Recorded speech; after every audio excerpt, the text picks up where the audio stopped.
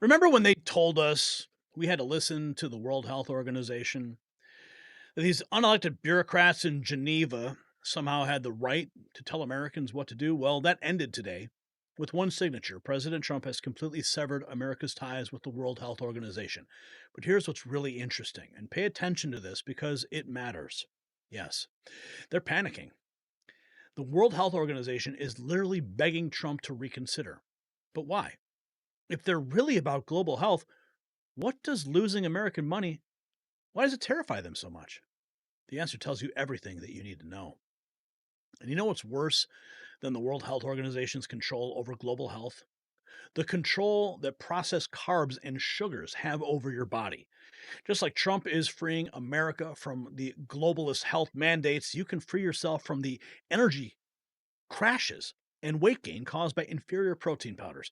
That's why I trust BioTrust low carb, clean, premium protein from pasture raised cows. Visit buildwithgary.com and get a free bag during our special promotion. Take back control of your health, just like America's taking back control from the World Health Organization. That's buildwithgary.com. Okay. We've got a lot to unpack here in this segment. Yes, the World Health Organization, it is officially over. Here is the moment. President Trump flipped them the double bird. World Health Organization. What is this one? Withdrawing from the World Health Organization, sir. Ooh, that's a big one. So we paid $500 million to World Health when I was here, and I terminated it. China with 1.4 billion people. We have 350 to pay. We have, nobody knows what we have because so many people came in illegally, but let's say we have 325. They had 1.4 billion. They were paying 39 million, we were paying 500 million. It seemed a little unfair to me. So that wasn't the reason, but I dropped out. They offered me to come back for 39 million. In theory, it should be less than that, but you know. And when Biden came back, they came back for 500 million. He knew that you could have come back for 39 million. They wanted us back so badly, so we'll see what happens. Mr. President, Pretty sad to think of it. China pays 39 million and we pay 500 million. And China's a bigger country. Mr. President, you spoke about inflation today in your remarks. What actions are you taking today that will have a direct impact for Americans on their everyday costs to bring the cost down? The biggest thing and factor for inflation is energy. They screwed up my energy policy. And then they went back to it. You know, they heard it really badly, and then they went back to it, and they started drilling more, but by that time it was too late. Many of these things that we're signing and that Doug Burgum is going to be signing, and Chris Wright, who's phenomenal, you know, Energy, Department of Energy, we're going to be taking a lot, we're going to make a lot of money from energy. We have more than anybody else. We're going to make a lot of money from energy. We're going to make a lot of money from tariffs. You know, European Union charges us, they have a VAT tax of 20%, but it's really much higher than that. And that's the equivalent, almost the equivalent of a tariff. And they're tough. They're very tough. They don't take our cars.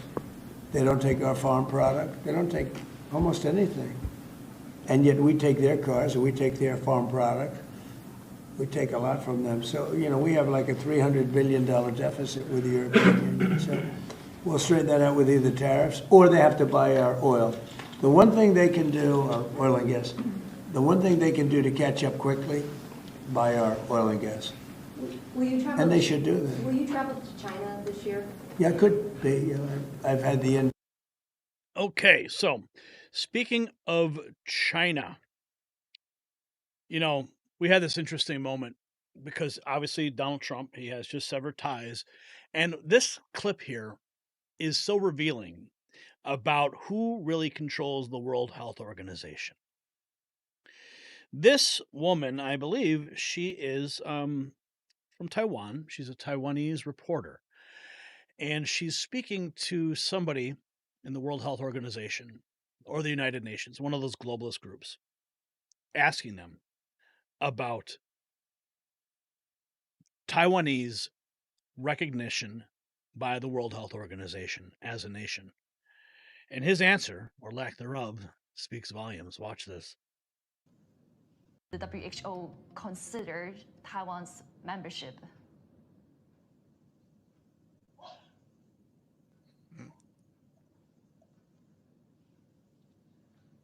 Hello? I'm sorry, I can't hear you. I couldn't hear your question. Okay, yeah. Let me repeat the question. No, that's okay. Let's move to another one then. Oh, I didn't hear your question. Oh, but let me repeat it. No. Let's just move ahead. He heard the question. I mean, he just admitted he heard the question.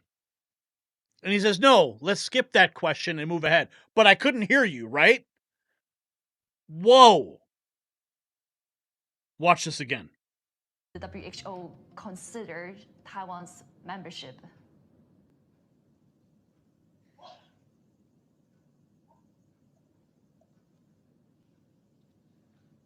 Hello? Wow.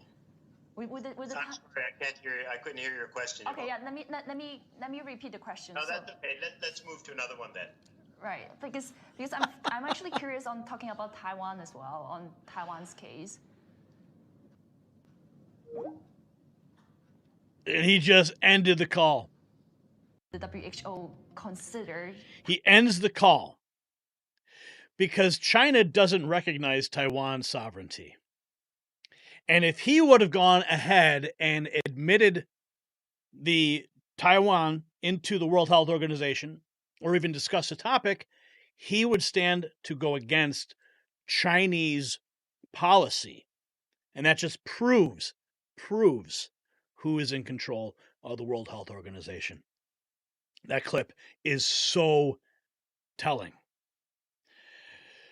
Donald Trump signed an executive order to finally withdraw the United States from the World Health Organization.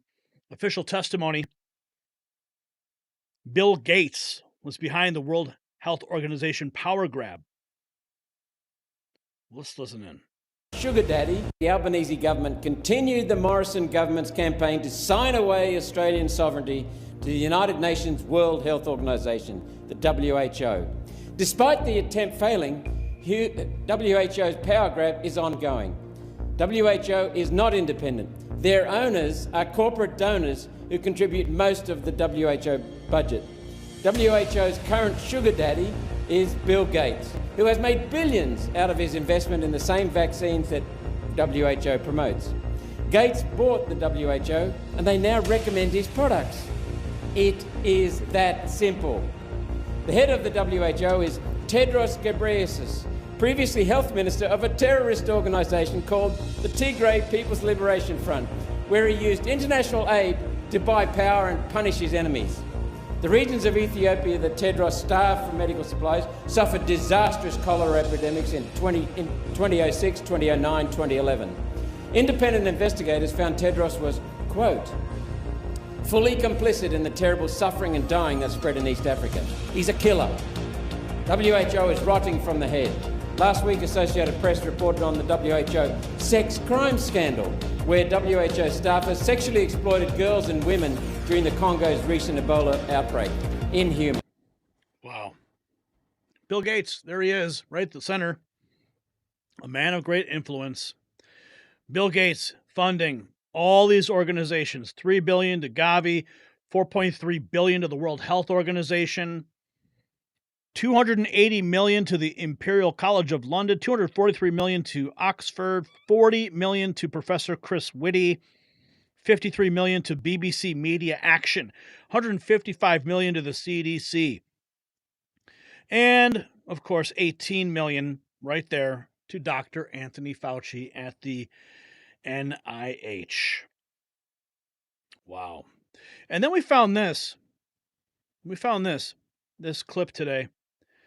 This is Tariq Jasarevic begging like a globalist salesman after Donald Trump slammed the door on them.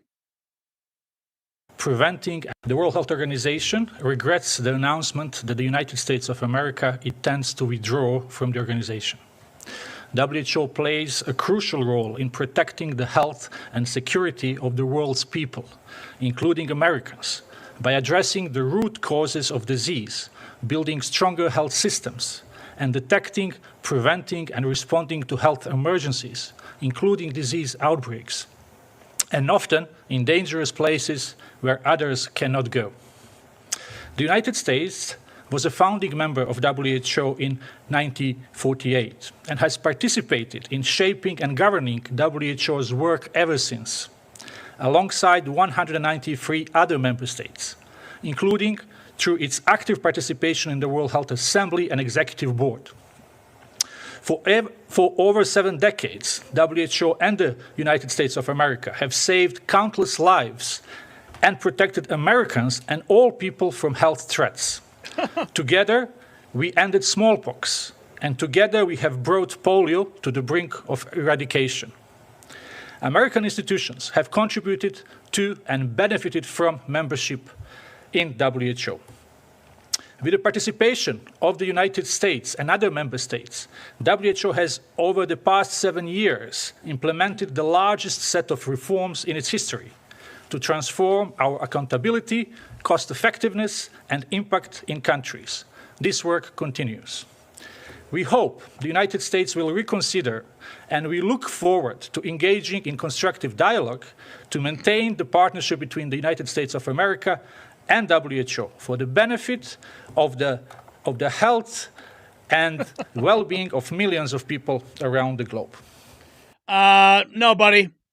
Nah, we're good. We're good, man. Appreciate it. Well, thank you. Thank you for your help. But no, we're done, buddy. We're out. Check this out. Just think, Biden and Harris is going to sign over America's sovereignty to the World Health Organization. We dodged a bullet. This is a quote from James Roguski. The Biden administration has agreed with China that the working drafts of the proposed pandemic treaty should be kept secret. They do not want the public to know what each country has proposed. Can you believe that? Oh, and up in Canada, this is what they're saying. And the Paris Accord. As you know, Donald Trump has withdrawn from the World Health Organization and the Paris Accord. My message to Pierre Poilievre: yes, you're leading in the polls. And yes, you're on track to become the next prime minister. But if you are really trying to put Canada first, you will also do the same as Donald Trump. You'll take a page out of his book and withdraw from the World Health Organization and the Paris Accord. That would be putting Canada first. So, Pierre, until then, stop saying Canada first, because that's what the Canadian people really want. Withdraw from the World Health Organization and the Paris Accord. You say the climate change is a hoax? Prove it. Withdraw from the Paris Accord. Withdraw from the WHO. They shouldn't ever take precedence over the Canadian people and their health. Make it happen, Pierre, and this will secure you a win by an absolute landslide. Let's go. Canada first. As you know, So Donald Trump has withdrawn from the... Our friends in Canada want the same. Who knows what's going to happen there? But right now, I am happy to report that we have now withdrawn from the World Health Organization by executive order day 1. So there you go. Double bird for you, World Health Organization, because party's over. You're not going to keep taking all of our money and telling us what to do. It ain't going to happen, because Donald Trump is back. America first, not globalists first.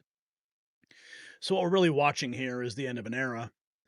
The era where global organizations could dictate American health policy. But here's the question nobody's asking. If the World Health Organization is really about protecting global health, why do they seem more interested in protecting certain countries' reputations during the pandemic?